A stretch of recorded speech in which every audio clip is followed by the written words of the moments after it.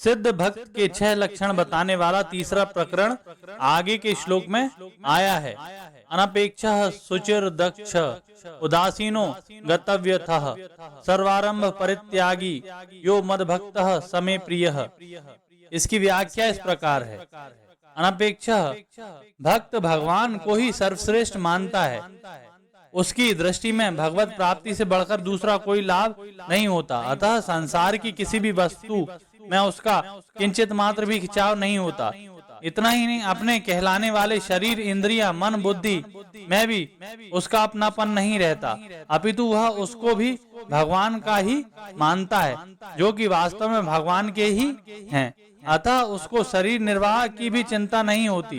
फिर वह और किस बात की अपेक्षा करे, अर्थात फिर उसे किसी भी वस्तु की इच्छा, वासना, स्पृहा नहीं रहती।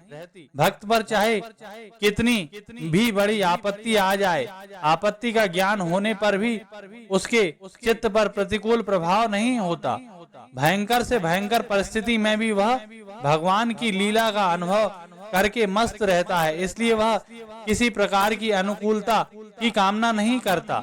नाशवान पदार्थ तो रहते नहीं, उनका वियोग अवश्यम भावी है और अविनाशी परमात्मा से कभी वियोग होता ही नहीं। इस वास्तविकता को जानने के कारण भक्त में स्वाभाविक ही नाशवान पदार्थों की इच्छा पैदा नहीं होती। यह बात खास ध्यान देने की है कि केवल इच्छा करने से शरीर निर्वाह के पदार्थ मिलते हों तथा इच्छा न करने से न मिलते हों, ऐसा कोई नियम नहीं है। वास्तव में शरीर निर्वाह की आवश्यकता सामग्री स्वतः प्राप्त होती है, क्योंकि जीव मात्र के शरीर निर्वाह की आवश्यक सामग्री का प्रबंध भगवान की ओर से पहले ही हुआ रहता है। इच्छा करने से तो आवश्यक वस्तुओं की प्राप्ति में बाधा ही आती है। अगर मनुष्य किसी वस्तु को अपने लिए अत्यंत आवश्यक समझकर वह वस्तु कैसे मिले, कहाँ मिले, कब मिले, ऐसी प्रबल इच्छा को अपने अंतःकरण में पकड़े रहता है, तो उसकी उस इच्छा का विस्तार नहीं हो पाता, अर्थात उसकी वह इच्छा दूसरे लोगों के अंतःकरण तक नहीं पहुंच पाती। इस कारण दूसरे लोगों के अंतःकरण में उस आवश्यक वस्तु को देने की इच्छा या प्रेरणा नहीं होती। प्रायः देखा जाता है कि लेने की प्रबल इच्छा रखने वाले को कोई देना नहीं चाहता। इसके विपरीत किसी वस्तु की इच्छा रखने वाले विरक्त, त्यागी और बालक की आवश्यकताओं का अनुभव अपने आप दूसरों को होता है और दूसरे उनके शरीर निर्वाह का अपने आप प्रसन्नता पूर्वक प्रबंध करते हैं। इससे यह सिद्ध हुआ कि इच्छा न करने से जीवन निर्वाह की आवश्यक वस्तुएं बिना मांगे स्वतः मिलती हैं। अतः वस्तुओं की इच्छा करना केवल मूर्खता और अकारण दुख पाना ही है। सिद्ध भक्त को अपने कहे जाने वाले शरीर की भी अपेक्षा नहीं होती, इसलिए वह सर्वथा निरपेक्ष होता है। सिद्ध भक्त के 5 लक्षणों वाला चौथा प्रकरण आगे के श्लोक में आया है। यो न हृष्यति न द्वेष्टि न शोचति न कांक्षति शुभाशुभ परित्यागी भक्ति मान्यः समे प्रियः। इसकी व्याख्या इस प्रकार है। यो न हृष्यति न द्वेष्टि न शोचति न कांक्षति। मुख्य विकार 4 हैं, राग, द्वेष, हर्ष और शोक। सिद्ध भक्तों में चारों ही विकार नहीं होते।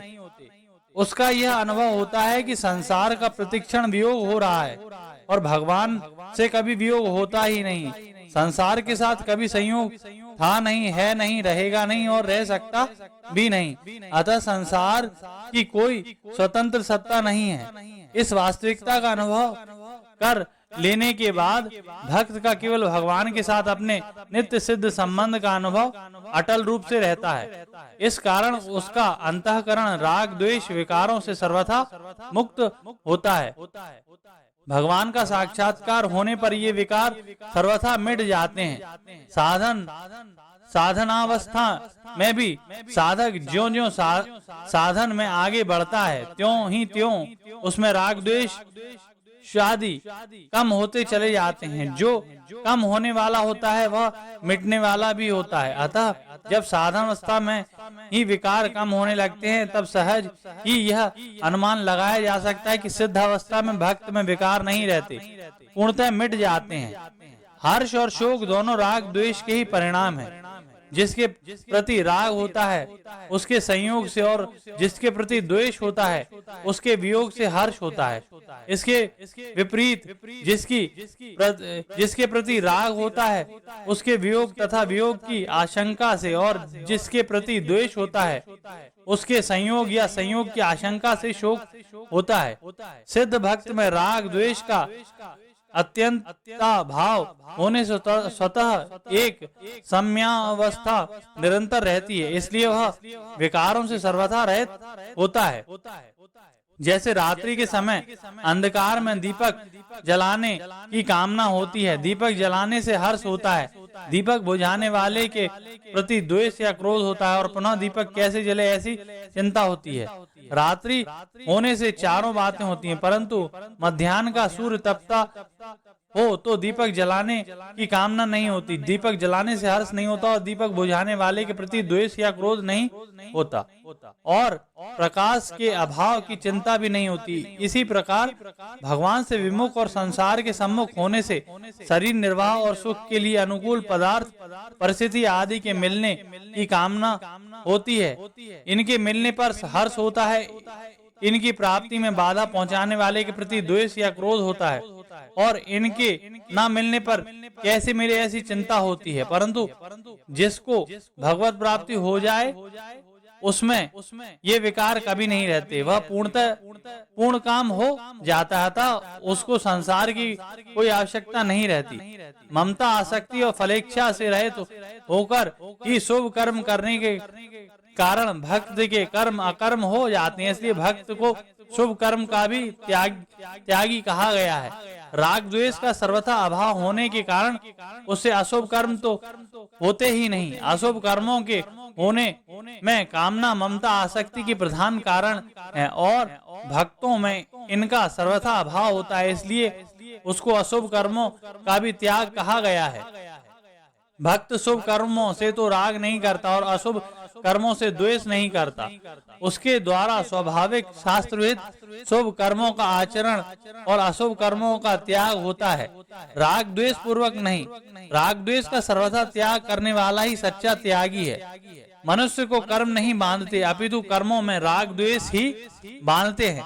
भक्त के संपूर्ण कर्म राग द्वेष रहित होते हैं, इसलिए वह शुभाशुभ संपूर्ण कर्मों का परित्यागी है। शुभाशुभ परित्यागी पद का अर्थ शुभ और अशुभ कर्मों का फल का त्यागी भी लिया जा सकता है, परंतु इसी श्लोक के पूर्वार्ध में आए न रक्षति न द्वेष्टि न शोचति न कांक्षति पदों का संबंध भी शुभ और अशुभ कर्म फल के त्याग से ही है। अतः यहाँ शुभाशुभ परित्यागी पद का अर्थ शुभाशुभ कर्म फल त्यागी मानने से पुनरुक्ति दोष आता है, इसलिए इस पद का अर्थ शुभ एवं अशुभ कर्मों में राग द्वेष का त्यागी ही मानना चाहिए। भक्ति मान्य समय प्रिय, भक्त की भगवान में अत्यधिक प्रियता रहती है, उसके द्वारा स्वतः स्वाभाविक भगवान का चिंतन स्मरण भजन होता रहता है। ऐसे भक्त को यहाँ भक्तिमान कहा गया है। भक्त का भगवान में अनन्य प्रेम होता है, इसलिए वह भगवान को प्रिय होता है।